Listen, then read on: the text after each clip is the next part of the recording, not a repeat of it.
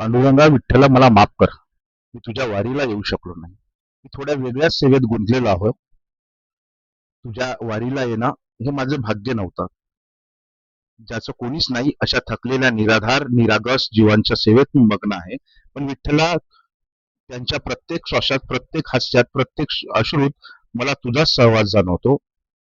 तू माझ्याजवळ असल्याचा भास होतो. तू कधी त्या रंजल्या गांडल्यात दिसतो, तर कधी एखाद्या निराधार मायमाऊलीच्या रूपात भेटतोस. कधी दिव्यांग होऊन माझ्याकडून सेवा करून घेतोस, तर कधी मनोरुग्णाच्या रूपात माझी परीक्षा पाहतोस.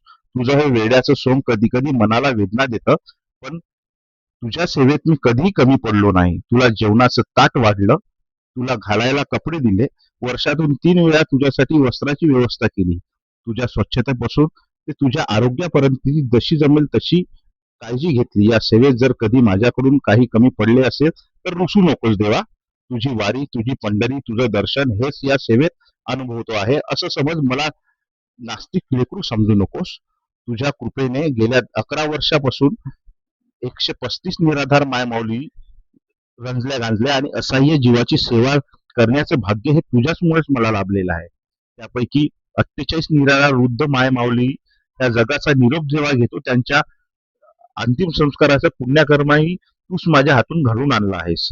मी एका सामान्य हालाकीच्या परिस्थितीत जगणारा माणूस, पण माझ्या सेवेला आधार देणाऱ्या प्रत्येक व्यक्तीत मला विठ्ठल तूच दिसतो रे.